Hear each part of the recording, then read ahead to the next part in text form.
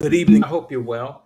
It's another week. It is the second week in February. This month goes by really, really fast, and it probably has nothing to do with the fact that it's Black History Month. But coincidentally, it just runs through real fast. This is the second episode of the second season of the Patrick.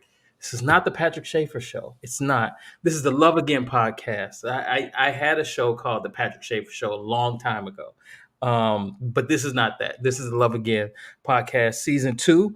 I want to, just before we get in our conversation with our guest today, I want to remind you that we are producing from this podcast another stream of conversation called Side Conversations.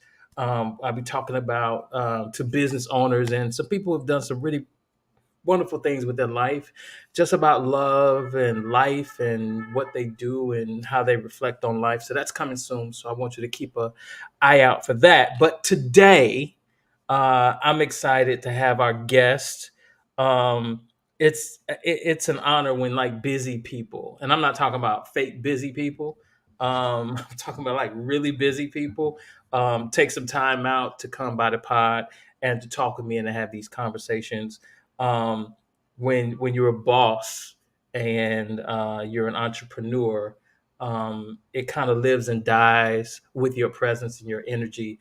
And so, for an entrepreneur to take some time out to come talk with me, I really appreciate it. She's an entrepreneur. She is an author, and we're going to talk about that. I'm excited about that. She is a stylist. She has her hands in a lot of different things. And I think this is a very important conversation, especially for my sisters who are watching, to kind of envision or kind of get a prototype of some of the things that you may want to do. She is here. She's a hometown girl. So I'm excited about that. Welcome to the show for the first time, hopefully not the last time. Tiffini Sher'ee, how are you? How are you? Thank you so much again for having me. It is such a pleasure to be on your show. Thank you for having me. Well, thanks for coming. I appreciate that. How are you doing? I am I'm excited. I'm Uh-huh. doing well. I'm doing fantastic. I'm blessed. How are you? Uh, well, thank you for asking. It's been a very stressful week, but that's just where life is right now. And Yeah. so this is a highlight of my week to have this Oh, conversation with you. So again, thanks for hanging out and coming on the pod. Um, you're in Texas, yes, I am in Texas. I'm in the suburbs of Dallas. yeah? My businesses were in Irving now. We were in Arlington and Hurst. So Okay. Dallas is where it's at. I don't know where any of those places are. I know where Dallas is. Okay. So Uh, just 10 minutes away. It's like Calumet City from Chicago got you. and Dalton. Is that near anywhere Fort Worth, or is I that am like 15, 20 minutes from Fort Worth. got you? Okay, I'm right in now the center. got you. Now I can understand that. A little while ago, last week, I was checking all my friends in Texas because you all have like some weird weather going on. Like, Talk about it. do they know why? What is happening? Well, some say global warming, but I Mhm. mean, just crazy. But it only lasts 3 days. So, I mean, And it wasn't a snowstorm. It no, was well, it was ice. It was an ice storm, but we okay. had some snow and it rained and the temperature completely dropped. And Yeah, so it turns into ice. And when I tell you cars were like blocks of ice, it was like igloos. But it's amazing. and the whole city turns down, it shuts down. It's like schools every just even when the little snow falls, it's over. Wrap it up. Of course, you know that's crazy to You us, right? know it. 'Cause You know it. I'm like, we still go with the machine is still running. We gotta go to right. work. Hey, Ain't nothing listen, stopping us. Well, I'm nothing. gonna say this. When I first got here, I was still determined to do it until Mhm, I seen that it's a lot of people from different countries here as well that mhm, don't read English when they're driving. And mhm, so they be on the side. They think this is sleds driving. So mhm. it's just ridiculous. They're speeding and so you're like, okay, we Right, drive for the other driver. right, Here they drive for I don't know. right. So, oh my It's goodness. it's always interesting to me to be in Texas, and what I realize is it's so huge. It's a really big space, and it's the desert. Oh Like God. they built They built, a place to live in the middle of the desert. So it's like crazy hot during the day and then it drops like at night. Like this is Maybe it might drop. Okay, so Mhm. it's like desert. Yeah. Yeah. I'll say it was definitely a change. You get kind of used to it because it's like, you can be in other warm climates, but this Texas, I tell you, it's no beaches here. It's like No. the lakes. No. We have a lake. They call it Joe Pool, but it's like uh, I don't know how to explain it, but it's not like Lake Michigan. No. No, no, no, no, no. So it's like, okay, Texas Yeah. is hot and it is big. Everything here is big. Even the houses are big. So, And don't get me started like on the cost of living, like what you could get in Texas okay. compared to Chicago or Oh my DC. gosh, I'm living like a queen. I bet. Like We got people coming from California, like turning in their mansions. Like, who wants to live like this? Because their $1 million homes is, I you get it. know, Yeah. yeah, Yeah. No, no, no, no. So I'm glad that's worked out for you at least. right. um so I want to start our conversation here, where I usually start all of our conversations is if you could tell your origin story, what would it say, and who are some of the most important people in that for you? Wow. That is, that's a deep, good Well, question. we came here to talk, right? Wow. Some deep stuff to think about. So, just to be honest with you, I think from my childhood, um, when you're younger, you kind of be like, yeah, my parents, right? Mhm. But I think for me, now that I'm older, I look back at my life and I understand I'm more like them than I thought I would be, right? I'm not gonna be like my mom and dad, right? Mhm. But I think for me, my first was my parents. My Mhm. dad is a bishop, and he's a phenomenal man. His name Mhm. is Bishop Roy Marshall. He was the first hero for me. Wait. Okay. Roy Marshall is your father? Yes, you did not know this. I have no idea. I don't know how I don't know how I missed Look that on one. your face. Like I'm trying to put it together. Like, wait. Okay, I learned something new. Of course. Yes. Okay, cool. Oh my gosh. Hmm. Okay, so that's Mhm. a shocker, right? Okay, so the world doesn't know it. I mean, other than people who knew, who knows Mhm. him. But in Mhm. Texas, I got a whole fresh start. So there's a lot of people who they don't know my dad. But Mhm. my dad is a bishop. Those of you who are watching, I am Mhm. a pastor's daughter. I'm a bishop's daughter. I Mhm. grew up in the church my whole life. And again, Patrick, my dad was my first hero. He Mhm. spoke so well, and I've seen him have his hand with the community, and I saw him be a pillar. And when I was younger, everywhere we went, that's Bishop Marshall, that's Rev, oh my gosh. And Mhm. so I was just like my dad, and I would see him preach and I would Mhm. see him teach the word of God. And so for me, and I just to see so many people gravitate to him, Mhm. born into that, I think that for me, that was my first hero. And then it was my mom. My mom, she did administration so well.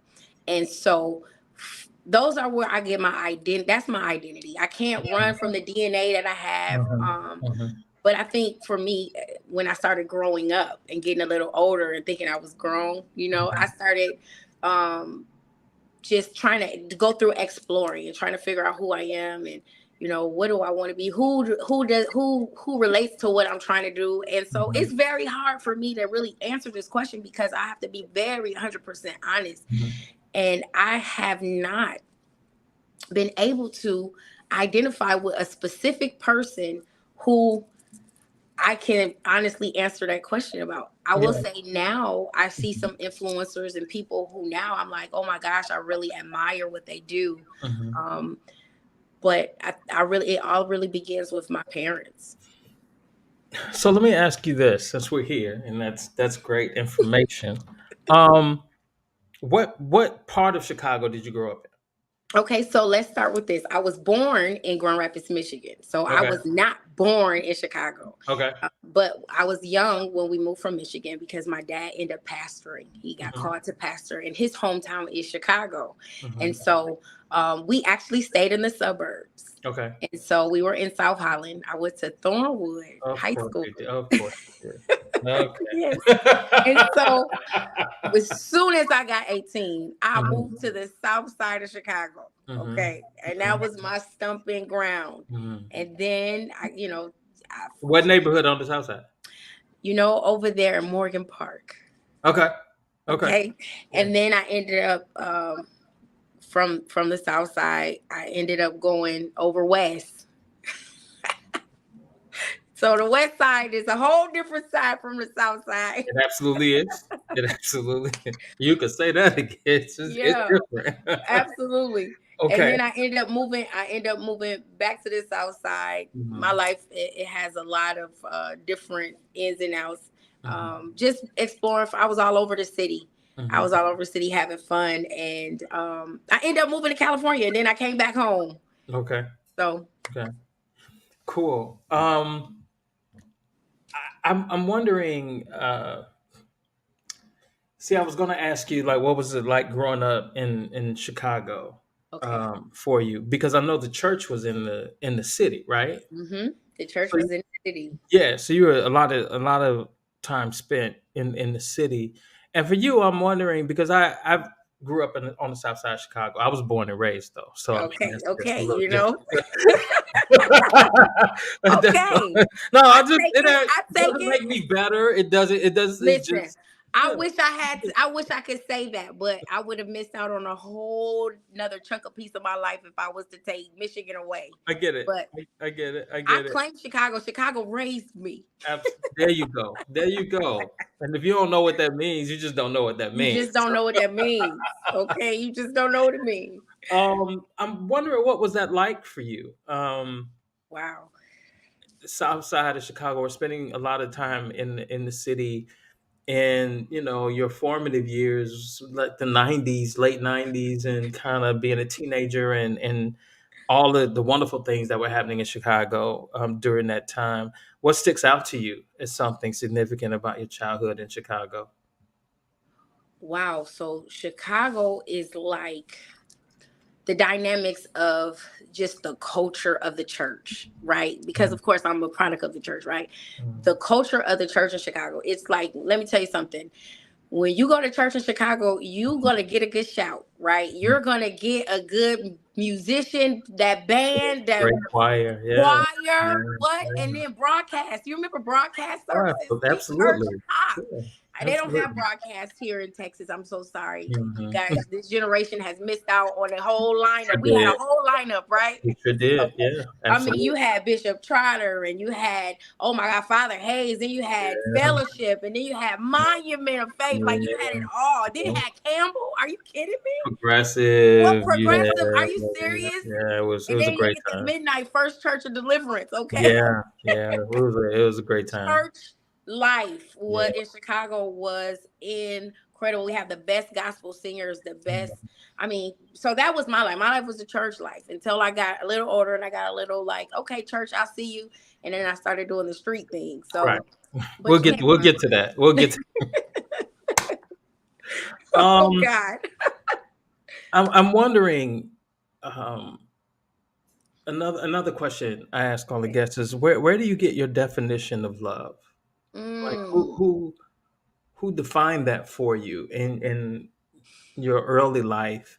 And my second question is, was it taught to you like someone sat down and said, well, this is what love is, this is what love isn't, or was it something that you observed and then you found language to put around that behavior? Like, how was that for you? wow. Okay. So just being honest. Hmm. Um, when you grow up in a certain way, you hear certain things that become cliches until you live that thing, right? Hmm. And I don't want to be so bizarre and it's so crazy, but I really believe that the first time I heard, other than the scripture and the word that talked about love is patient, love is kind, all of that, that I knew all of those scriptures and stuff, but I just was like, I know I ain't patient, and I love some people, and I know I ain't kind. I love some people, right? Mhm.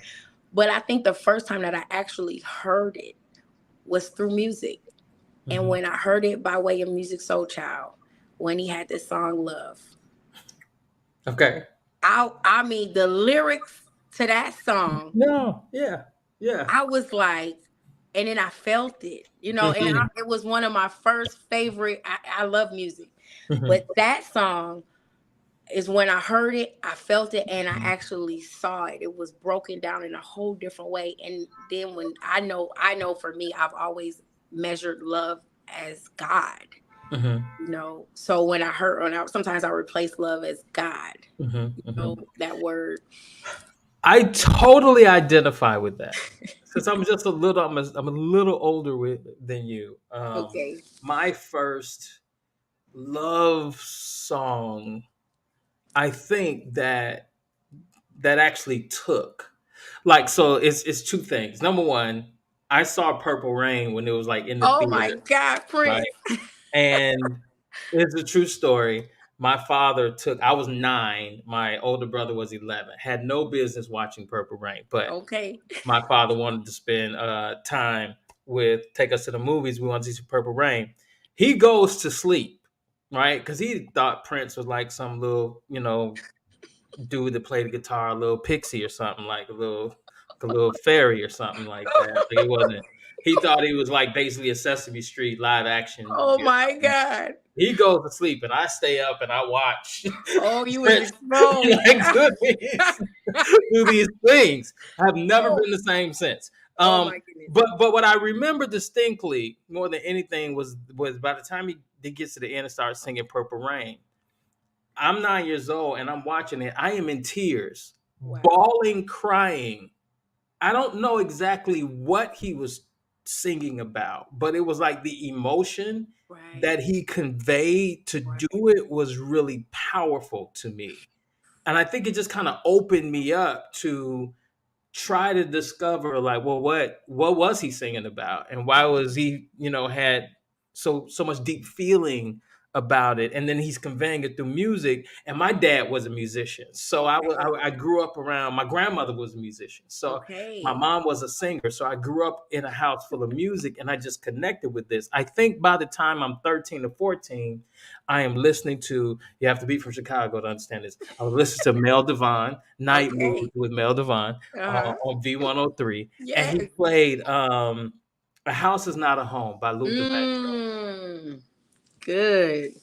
And that was Oh, like look. one of the first songs that gave me language around love. And a lot of times, love isn't taught. Like our parents sit us down and be like, Mhm. well, this is what love is. It's kind of Right. like, well, we either have to observe it, or like you with music and me with music, you hear these words and then you start picturing ideas like, oh, well, that's what love is supposed to be. And that's what longing is. Wow. And and so the same, it happened for me the same way it happened for you.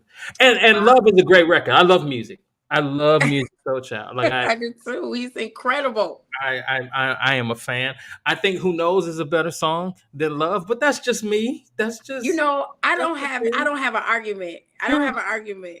I don't yeah. have an No, argument no, at no, all. no. I'm just excited that I wasn't sounding crazy when I said the definition was music. No, Cause no. I'm like, I couldn't think of any other way but to relate love with the I love song. That is how we learn. That is Okay. I feel often so good. we learned our I must be ABCs crazy by a because song, right? We learned our ABCs by listening to song. a song, right? So Yep. a lot of our learning is through melody. And as we get older, then it goes from letters to words and ideas. And by the time we're a teenager and that, we put words and meanings together, and that's how we piece together ideas around love. Good evening, everybody who's watching. Daryl Kingston, hey man, Lynetta, Darshell, everybody, thank you for tuning in. You can share the stream if you want to. We appreciate it. And Who Knows is his best. You're right, Darshell. It absolutely is his best. Um, so you grew up in church, Yes. and I know your dad. Oh Um, my God. no, no, no. I know your dad. Your dad knows my dad, and so Okay. like it's we this Chicago. It's church. Um, we grew up under some rules. Like it was a really strict holiness, Oh my kind goodness. of upbringing. And there's this way in which they talk to teenagers in church. They scare us, to be saved, and they scare us not to do stuff Mm-hmm. that they was doing, but we not supposed to do it. Right. Um, I'm wondering that, along with being the pastor's daughter, how did you experience that? Wow. So of course that day and era that era Yeah. it was something because it was in our upbringing. We also in our era had the fear of God more than anybody because we were like, we're gonna go to hell, you Mm, know. mhm, Um for me, I had a lot of different dynamics. mhm, Growing up, and so I had a lot of secrets, and so um and it doesn't throw I don't want to throw anybody under the bus, but mhm, for me I think my dad was such a man of the people that he didn't necessarily have the time for his daughter. mhm, I was a daddy's girl, mhm, and he was always busy preaching, and so I was always, and then not only that, but my dad fostered 40 young juveniles. mhm, So we had young men in our house very often. We come home, it's a new one. Two of them at the same time. And so my dad will always bring these juveniles who were, what they call thugs or drug dealers or, just the rejected sons. And so my dad, his heart was for young men. And so when he would always bring them, to me, it was like he had favor with they were his favorites. He just was loving them so hard. And I'm going somewhere with this. And so for me as a young girl, being a daddy's girl, trying to get daddy's attention, when I got older, I was attracted to what he was bringing in front of me, that he was showing this is my nigga, and excuse my language, but mhm, that's how it was for him. And so he found a joy in helping young men who didn't have fathers because that was his life, and mhm, he wanted to heal. And so for me in the church world, of course I didn't catch that until I got older.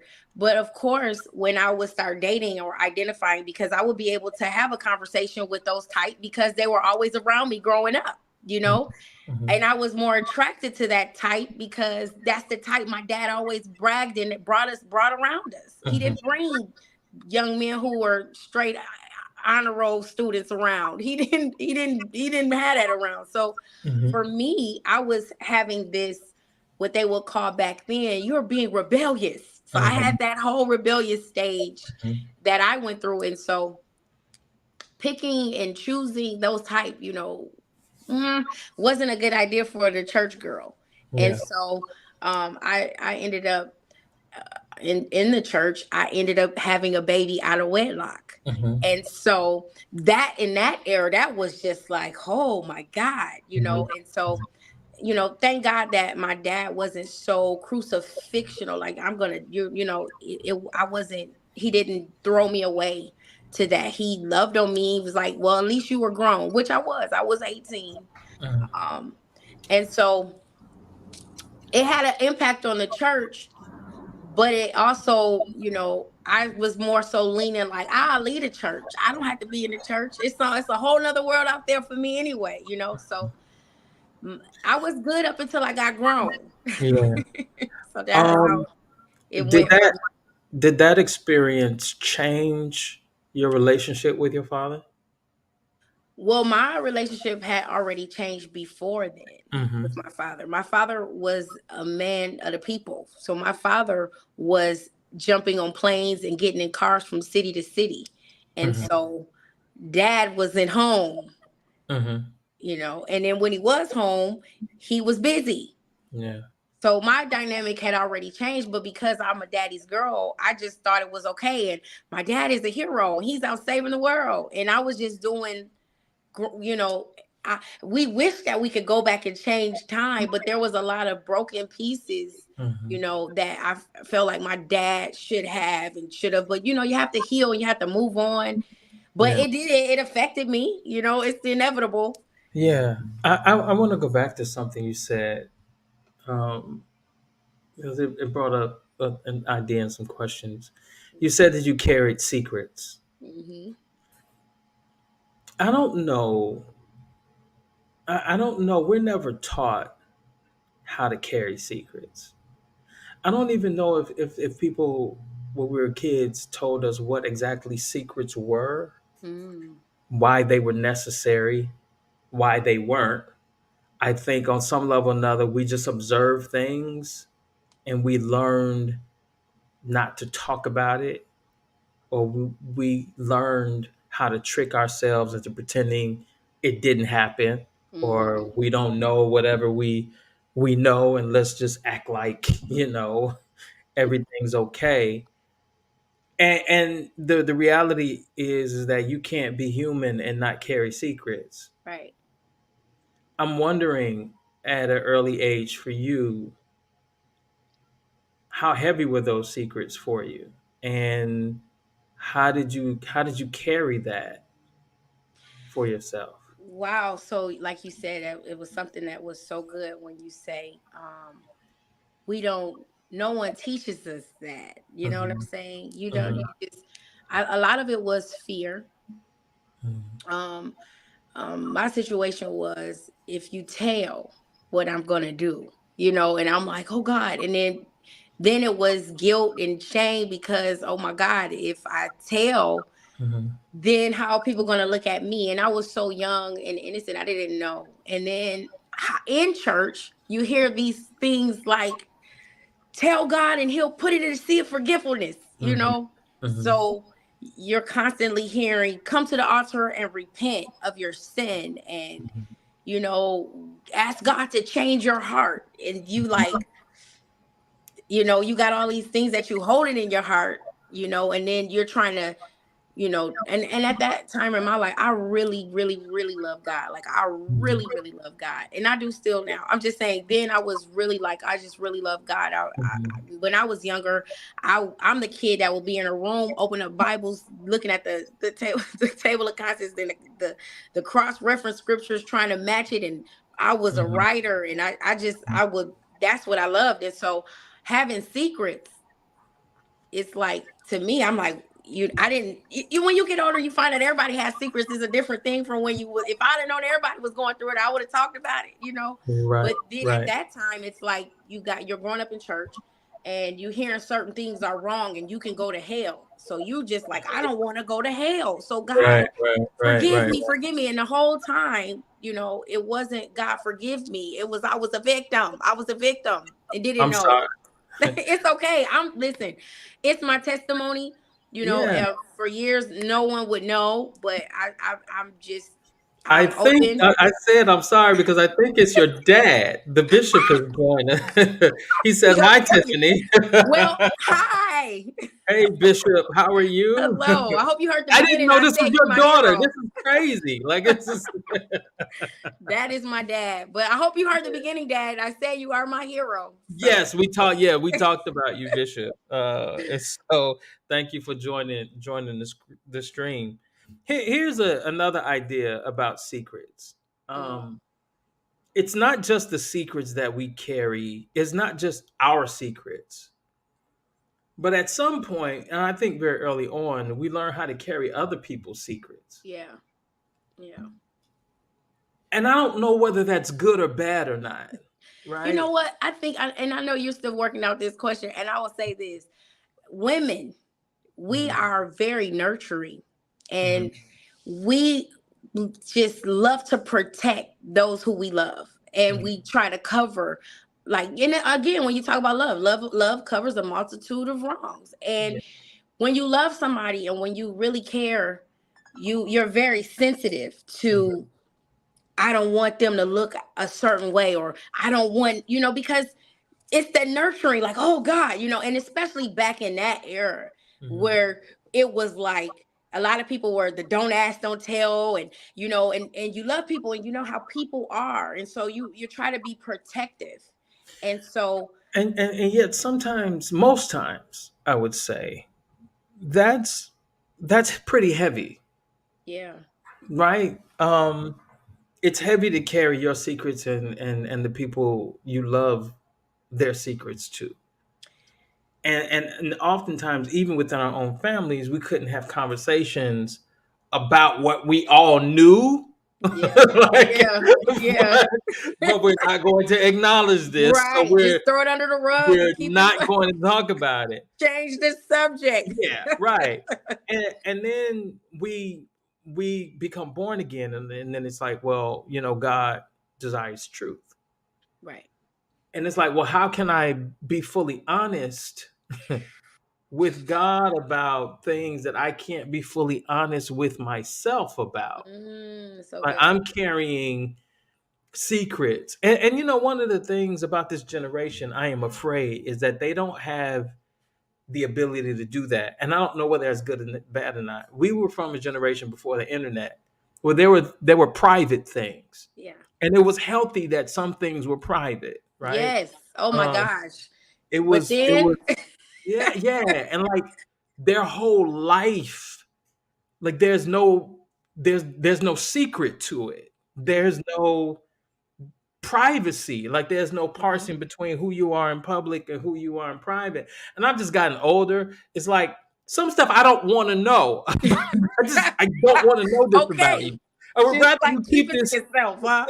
keep it to yourself. I don't want to know Oh God. this about you or anybody else. I Just know keep it, enough. live your life and just come on. Yeah, Like I got enough on we my ain't own plate. gotta we ain't gotta talk about it.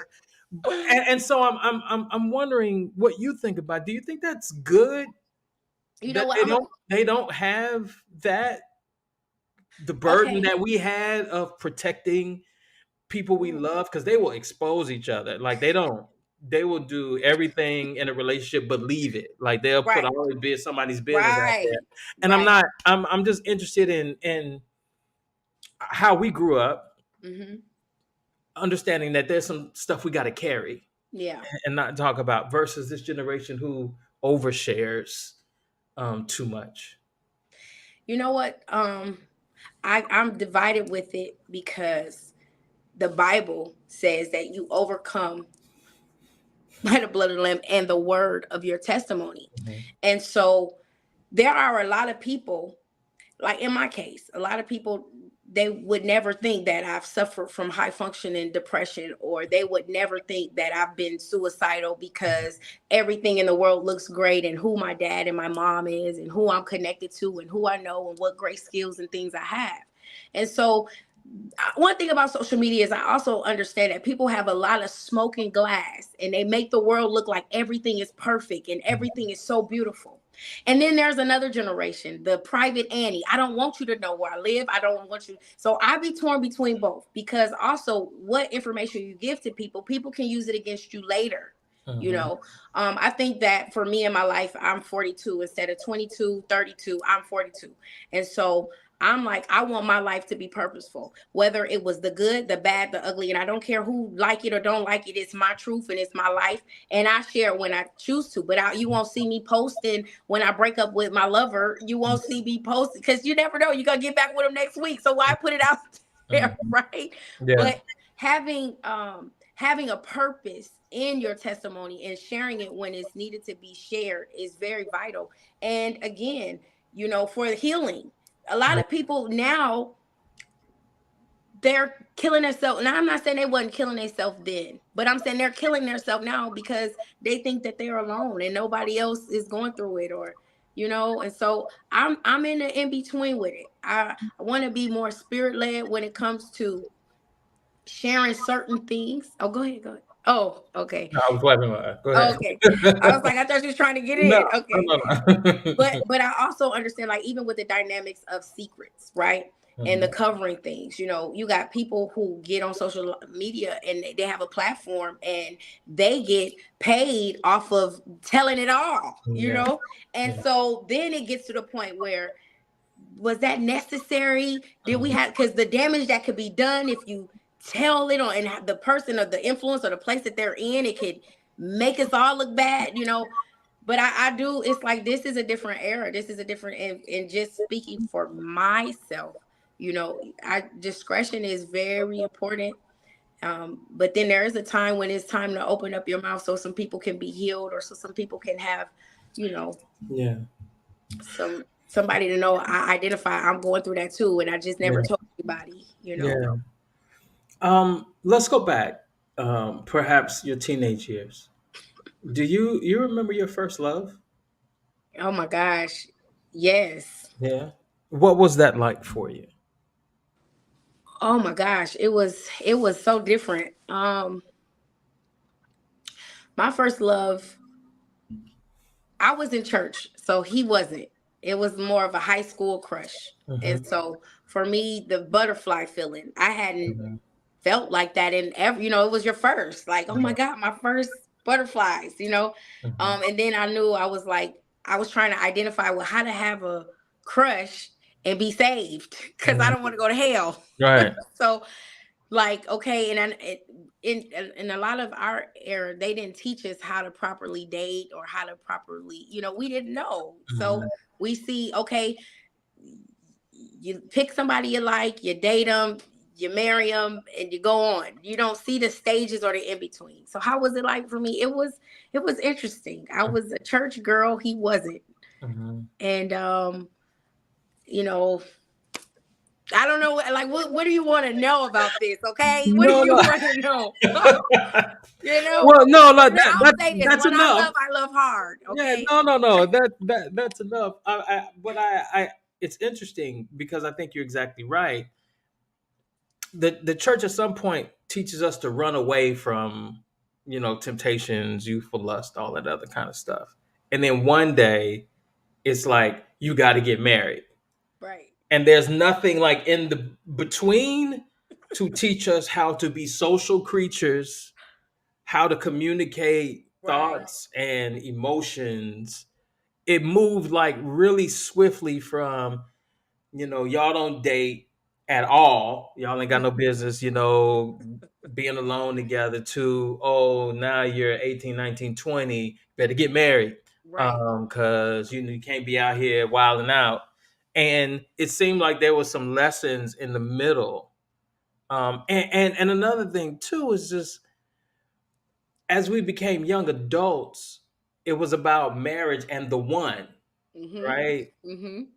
So we came into every uh, dating situation, every relationship, like, well, The is one, this the one, right? So right. it means like, well, if this doesn't end in marriage, then this was unsuccessful. Mhm. Like this, That is so good that you're saying. um, That is so good. yeah, That, but and that's pressure. it's a lot of pressure for some people who don't know how to talk to one another, because again, they Okay. didn't teach us how to communicate, right? So all of a Right, sudden, I'm supposed to like, wait, right. what do I do? I'm wondering, like, what was that like for you, and how did you learn how to connect with someone and share your life with them?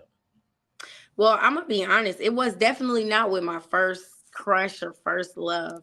It was, Mhm. being honest, it was trial and error. And because I had already had been called the rebellious one, I said, "Well, what do I? I'll break all the rules."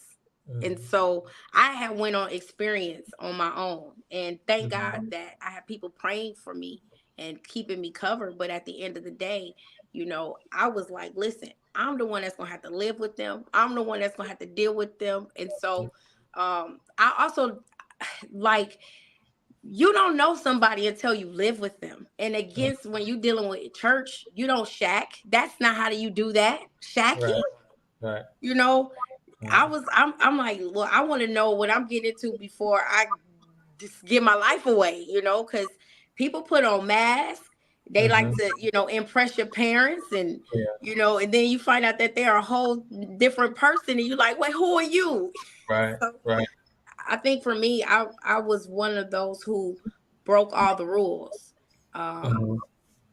and I don't, if I could go back and say, I wish I would have did it this way. we all could say that, but I Mhm. think it was good for me because it gave me experience because you know that curiosity of what's on the other side. Yeah. I was able to kind of find out. Yeah, I think that's so good. And I think you have to grow to like look back over your experiences and see like, well, nothing's really wasted Yeah, here, right? yeah. I was having conversation with a friend of mine, and I was saying that I'm working through this idea that our lives are made up of many loves, Mm, right?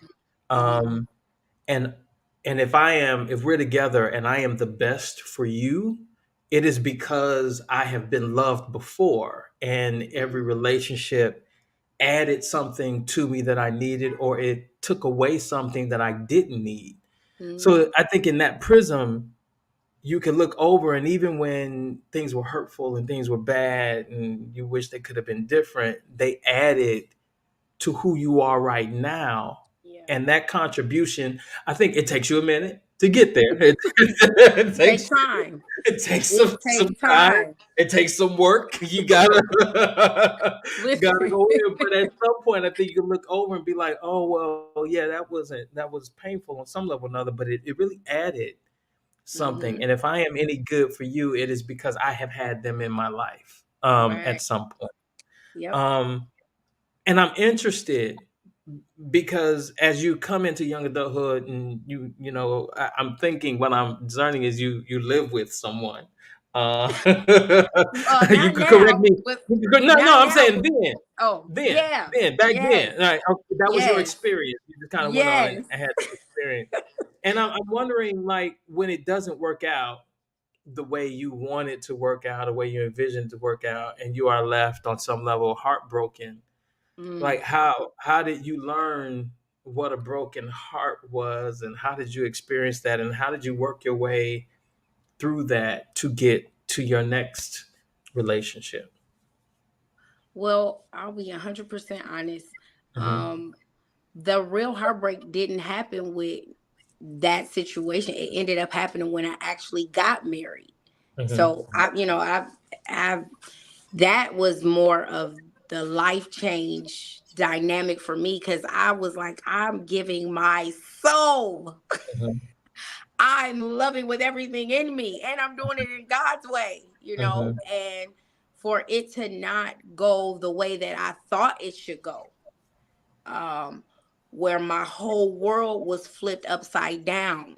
Hmm. Everything that I had built, the Bible says a wise woman, she buildeth up her house. And because I'm a giver, so there's two types of people in relationships. You got the giver or you got the taker.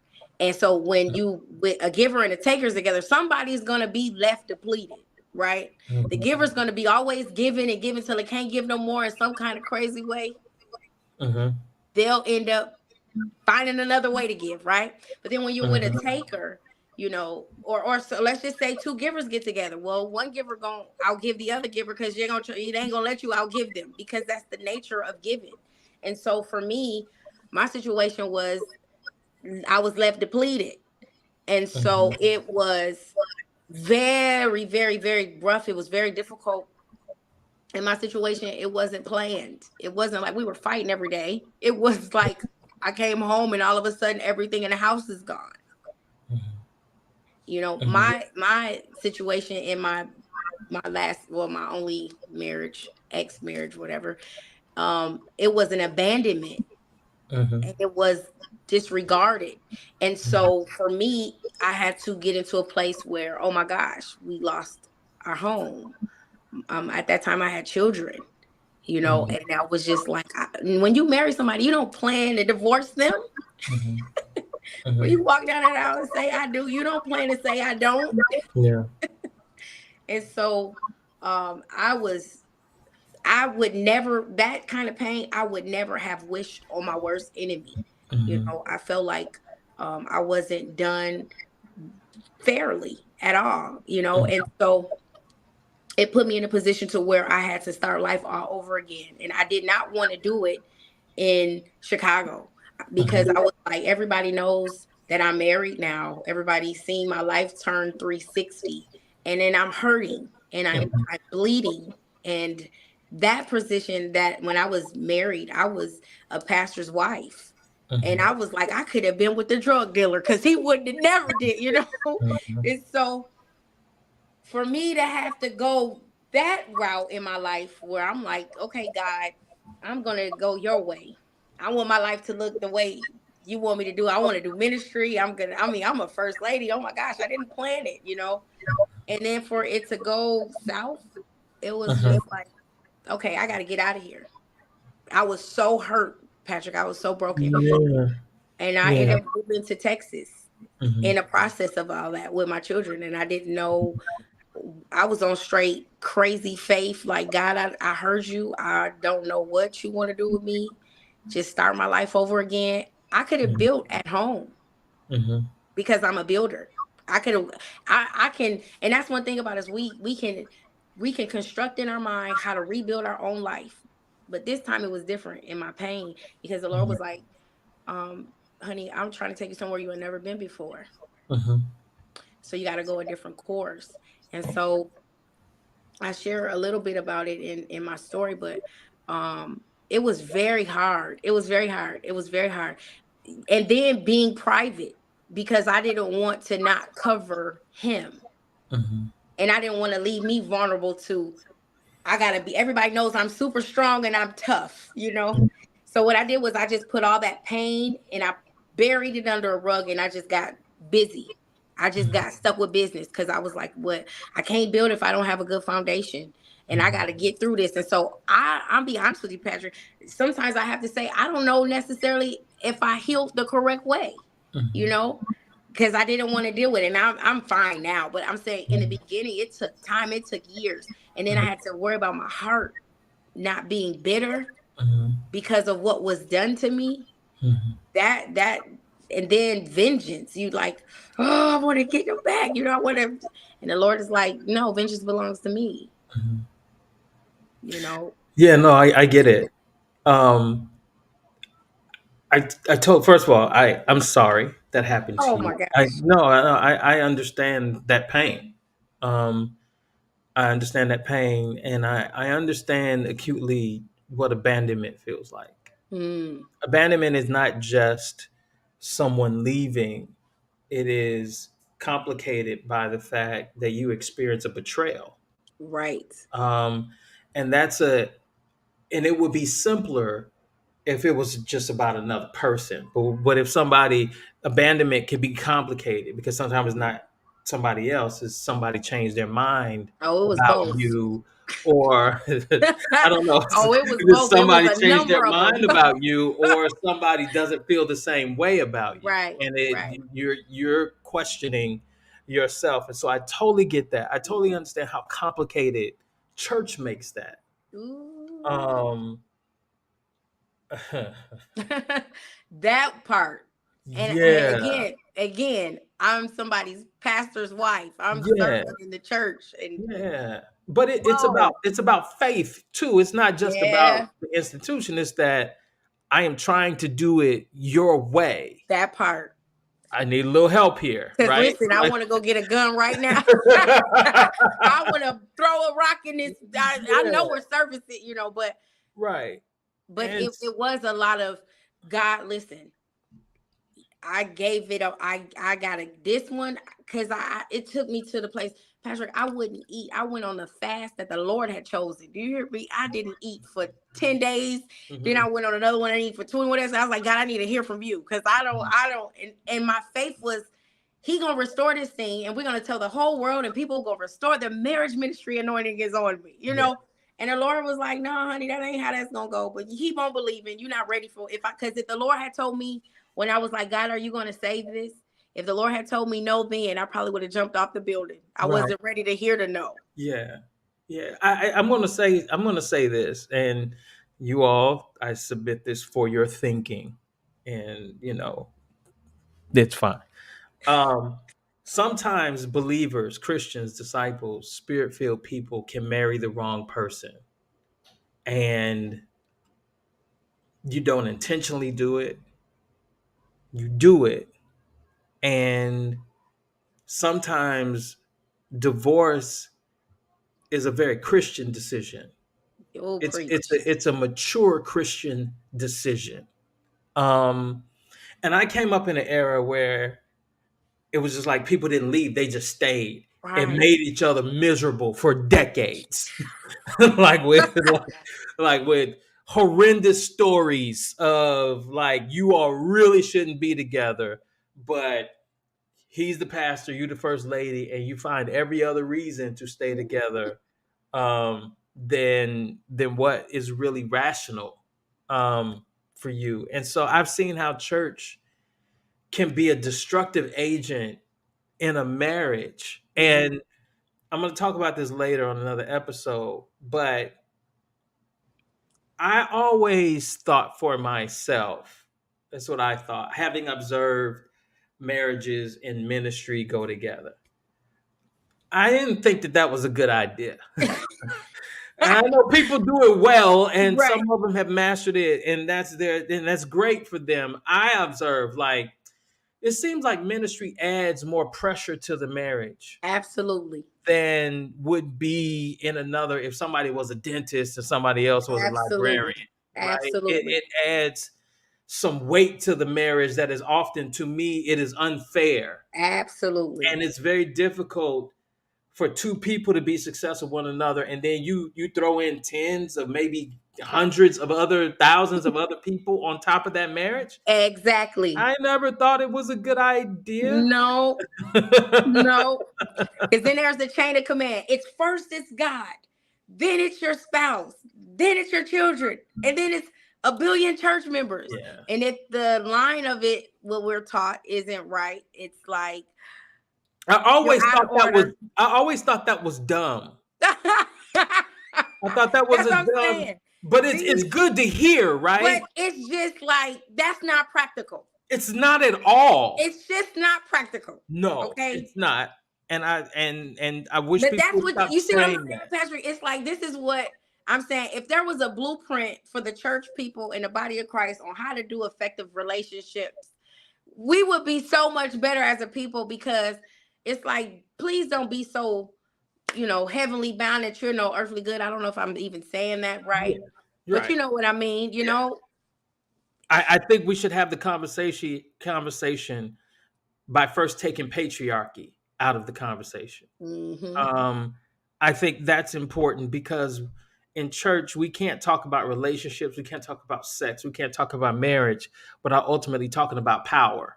Somebody has more power, and somebody has to be the somebody has to be the dom, and somebody has to be the sub. And as long as we keep trying to play into those roles, um, I don't think we're ever going to find the happiness or satisfaction in our relationships because it's always a negotiation of power. I think that's like the first thing that we have to take off the table, but we're not ready to do. They're not going to do that. They're not ready to do that. So Right, that's preaching. just wishful thinking. It But is. But I the whole point of it is we're one. yeah, We're and our one. relationships are ultimately fluid, right? Mm. That Hmm. sometimes it's going to be about you, and I've talked to my friends and about about me and my relationships, and one of the things that I said, well, you know what, if I really get serious about somebody, and I hope to, um, and have a family and all, I think what is important is she has to have her own thing, Mm. right? That's so good.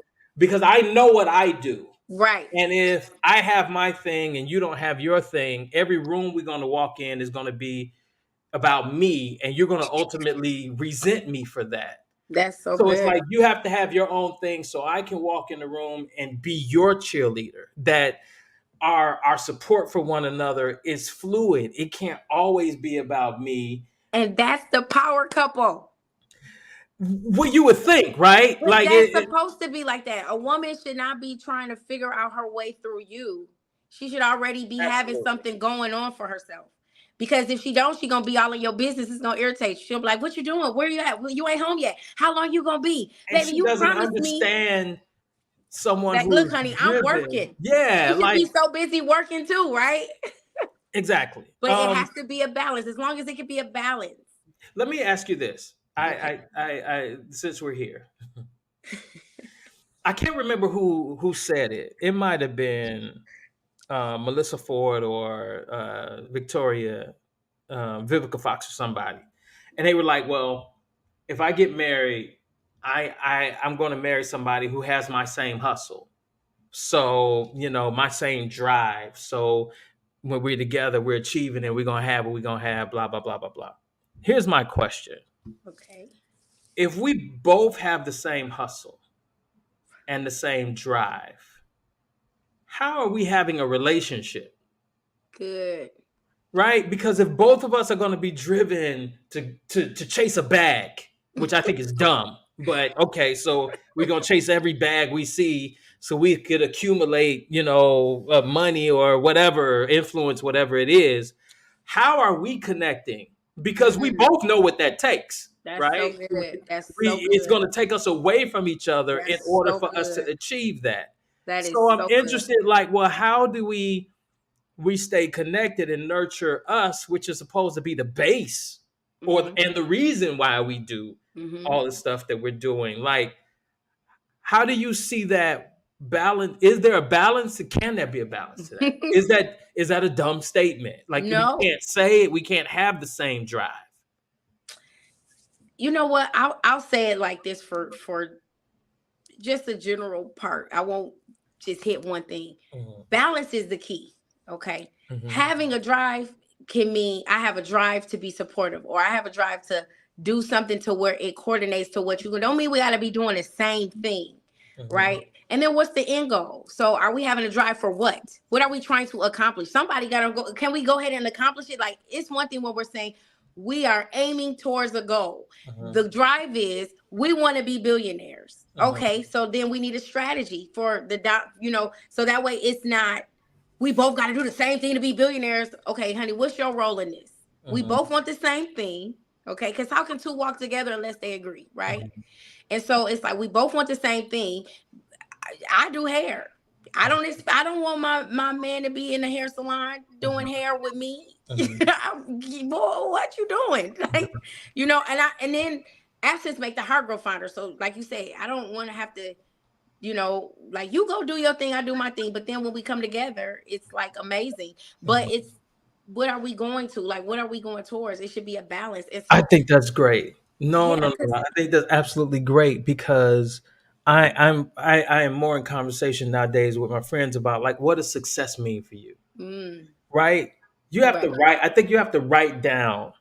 People do vision boards. I guess that's the same thing, but it's like, write down, like, what is success for you, Yeah. so you'll know what goals you have, and you'll know, like, when you get there, Yeah. right?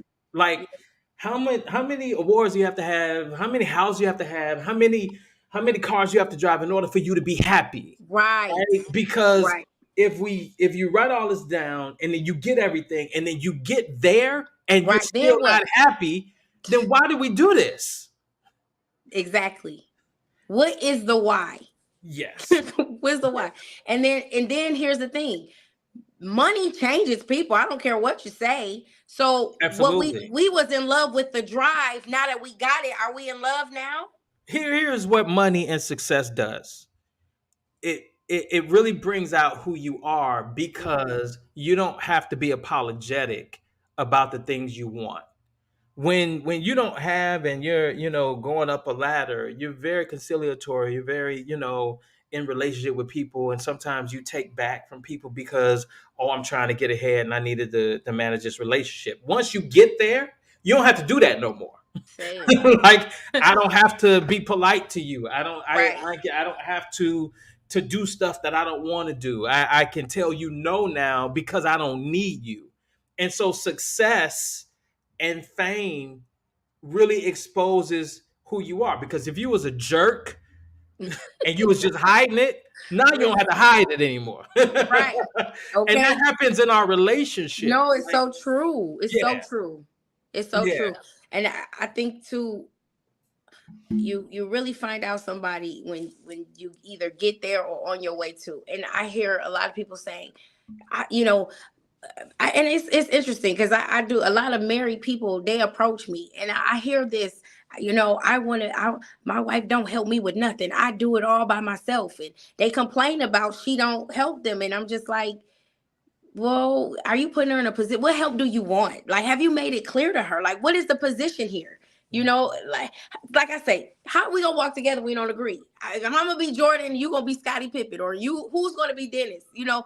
Everybody has a position to play, and it's.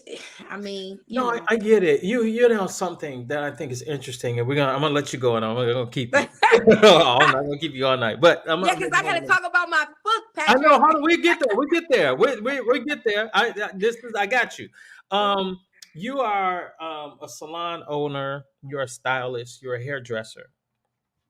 I've had my barber on the show, and we on the podcast, and we talk, and we've developed. I've been with my barber 27 years, something like that. Some crazy numbers. But we're friends, right? We're very much in a relationship and a friendship with one another. Um, and that's born out of the fact that historically for us, one of the reasons for that is historically for Black people, our barbershops, our salons have been sacred and spiritual places for us. It's sometimes people didn't drink, but they went to the barbershop, hung out all day, and just talked Yeah, and laughed. And I am assuming, I don't know, you can tell me if not, I'm consuming it's probably the same way in a salon where it's very relational and you have clients absolutely. that you've had for umpteen years and you've seen their life change, your life change, you've gone through life together. Yeah. I'm interested in how you have experienced connecting with people on a very intimate and sometimes pastoral level because they It's you so give it true. guidance and support though in Mhm. that way. How have you experienced that? You know what? It is so good because by nature, like in my nature, it's in me. Um, Sometimes my clients, we have that relationship, like you said, and it's the accountability because they either come every week, every 2 weeks, once a month, or when they Mhm. get the chance. I have different segments of clients. And so I'm able to discern also, like, you all right? I can tell when something's going on in their life because I do have discernment. And then I also can tell just, they may just be a little down or whatever. And so that relationship, that accountability thing is so key, is so important with relationships with your people because it's like my clients tell me everything. Mhm. Mhm. And not only do they just tell me anything, but I believe, if they're on here watching, I believe I give good advice. I believe when I tell them something, you can bet your bottom dollar on it. I'm usually dead on, Mhm. and they're like, you got a prophetic gift or something. How did you even know? Well, because I've been through so much in my life. Mhm. Sometimes the Lord will use me to give insight. And when I do hair, I'll be honest with you, I before I even touch them, I always pray the Lord anoint me because I'm Mhm. touching heads. You know Mhm. what I'm saying? I'm touching heads. It's very sacred. And Mhm. I said this the other day. I know what power and value that I have. I have the power to change somebody's life. When you Mhm. come and get your hair done, you can either get a job, you get a man. If you was gonna kill yourself, you change your mind because your hair was swinging in a certain way. You know what I'm saying? And so I have a value that when you leave me, you're gonna feel better. Mhm. And so knowing that I can get you to feel better on the inside, that's some power. Yeah. So I definitely understand that relationship. It's like a sanctuary. When they come in, we have a great vibe. Yeah. I got clients who they come and they think they finna be in there for an hour. They hair be done. They still be there all day. I keep them in there all Mhm. day like a church. Mhm. I'll be like, I'm Yeah. not gonna hold y'all hostage. But um, you're not, you're a hairstylist, you're a stylist and a hairdresser. It's one thing to have that gift and that skill. It's another thing to build a business around it, right, right? Like everybody who's a barber shouldn't own a barbershop so because those true, are two different skill sets. To so be an good. entrepreneur, your purview is wider. Yeah, And um, I'm going to ask this question, but somebody on the stream, Gia asked this question: was Bishop Marshall your first example of entrepreneurship absolutely. in birthing your business? And I'm wondering, how have you experienced being a Black businesswoman? Okay, so yes, Bishop Marshall was my first idea of entrepreneurship because I saw ministry. And I Mhm. saw this man jump on the road and being able to take care of his family. So I saw Mhm. he was able to use God's gift that he had. And I love my daddy, and he is a hero. I seen Mhm. fame on him at an early age. We go anywhere and everybody knows who. Look, Patrick even knew who he was. I was like, what? My God, Mhm. I can't escape. So yes, the entrepreneur. To answer your question, it was through my dad first. Mhm. Um, what was the other part, Patrick? What did you say? I'm sorry. How did you think about not just being a hairdresser, but like being a business owner, and how have you experienced being a black woman business owner? Okay, so I think when I had one of my salons in Arlington, I had one of the biggest black owned salons in Texas, in Arlington at the time. It was a 5,000 square footage salon. I had Mhm. the biggest salon Mhm. in Arlington as a black woman. Mhm. And it was incredible. There's a lot of pressure as far as not just with, oh, it's such a thing to be so proud about, but it's an incredible responsibility when you're managing independent contractors Mhm. versus employees, Mhm. and there was a lot of, people don't like the rules, you know, and like you said, just because you're good at doing hair doesn't mean that you're a good business person, Two you know. different, two different Two animals. different. You Yeah, have to yeah. be able to have your policies, stand by them. Mhm. Sometimes you're not going to be liked, Mhm. but at the end of the day, for me, I feel, and I say this all the time. Most successful people, Patrick, don't realize how successful they are because we're always striving for more success. Mhm. And I'm never satisfied. So like I'm ready for more. Like, Mhm. what? I did. And they're like, Tiff, you don't even know how much you accomplished. So for me, I think it just hasn't sunk in that black woman thing. My thing Mhm. looks a little different. Like, let's Mhm. just make some money. like Right, like right. let's just have a great culture where people can come in and they're saying great customer service. And I love how I feel when I left, Yeah. and I love supporting you. And I don't, I mean, it's inevitable. People are going to have haters. I look at haters like, hi, you can buy some hair and hate, or it doesn't matter for me. I don't really kind of, I'm so indulged with just the Mhm. building. I Mhm. want to build. So Yeah. I don't even get caught up, not to disregard it.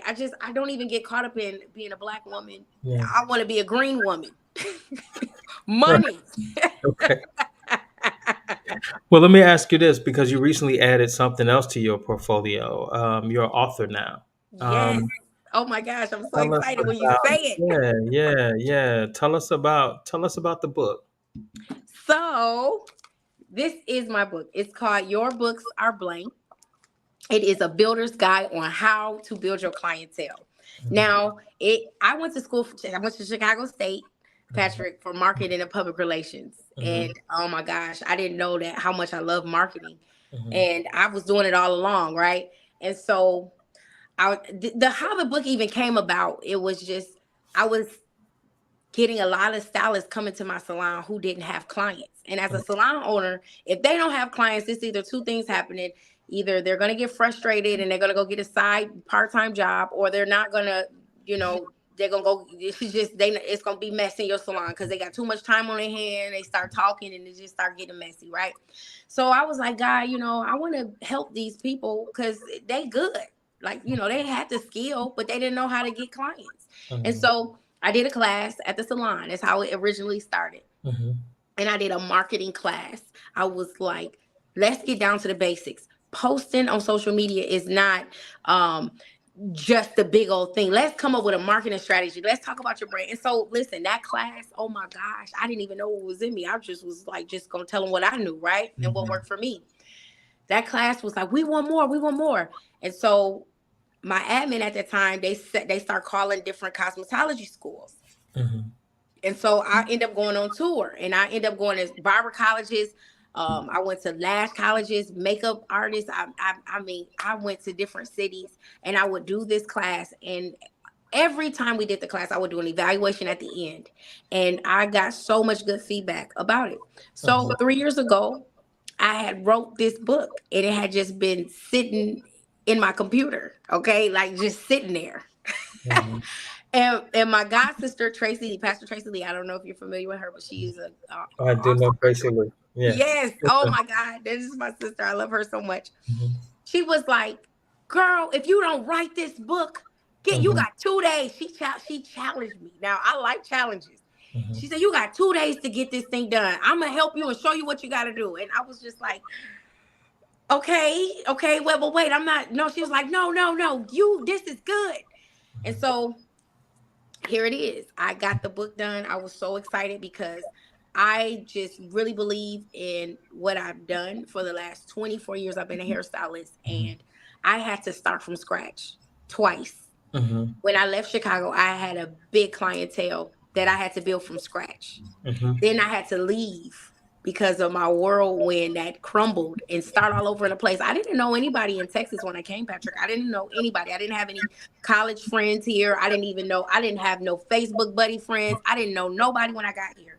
And Mhm. so when I got here, um, I just hit the pavement and I didn't have no choice because I had my kids. I was like, I gotta make money. And so I know one thing that I'll never, never, ever disregard. You can go anywhere in this world as long as there are people with hair on their head, and if they don't, you can put it on them. You can have a client, okay? Listen, and so I don't let Dallas give me the excuse on I can't get no clients.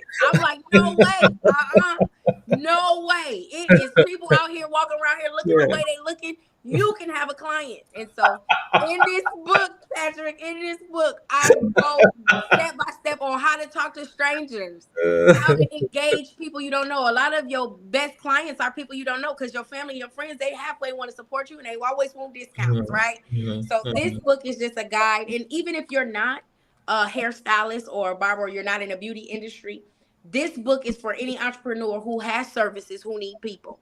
If your Mhm. business is for people or you have products and you want to build your network, I took that marketing degree that I got and I put it all together with my own experience. And Mhm. this book can be purchased on Amazon. Yes. Tell us where we can get it. Okay, well, we can get it from Amazon. You can put in Your Books Are Blank by Tiffini Sher'ee. And Mhm. you can also go to my website, which is IamTiffiniSher'ee.com, and Mhm. you can order it that way. If you get it through my website, I can sign it for you. But if you get it on Amazon, of course, you can get it through Prime. And I'm Okay. gonna have the ebook loaded soon. I'm just really so like my hands are in everything right now. So I'm just like, Yeah. okay, let's push this right. This is my baby. So Okay. I'm excited, Patrick, That's about it. awesome. Congratulations on that. That's a big Thank deal. thank Writing is a big deal. So I'm so proud of you and thank everything you. that you've done and everything that you're becoming. Thank you for hanging out Oh my God. and Thank you coming on the again for show. having Let me. us know where if people wanted to connect with you across social media, where can they find you? You can always go to my website, Mhm. www.tiffinisheree.com. If you're interested in booking, I do speaking engagements, mentorship. Oh my gosh, you can go to my website. You can find it all out what I do. And you can Mhm. just, you can email me also at speaktiff@gmail.com. Okay. Thank you for so much for hanging Oh out. my gosh, This Patrick, has I been have great. fun. Yeah, no, this is You're the great. only one gonna bring out love and relationship out of me. I don't think nobody else gonna get this Well, type of interview. well, we at the Love Again podcast. We ask for a little more from our guests. So thank you for hanging out. Oh Thank my you gosh, everybody anytime. who took some time out to hang out with us. Thank you for Thank you, chiming in. everybody. Thank you for being with us. And I will see you all again next week for a brand new episode. Okay, bye bye, everybody. Bye.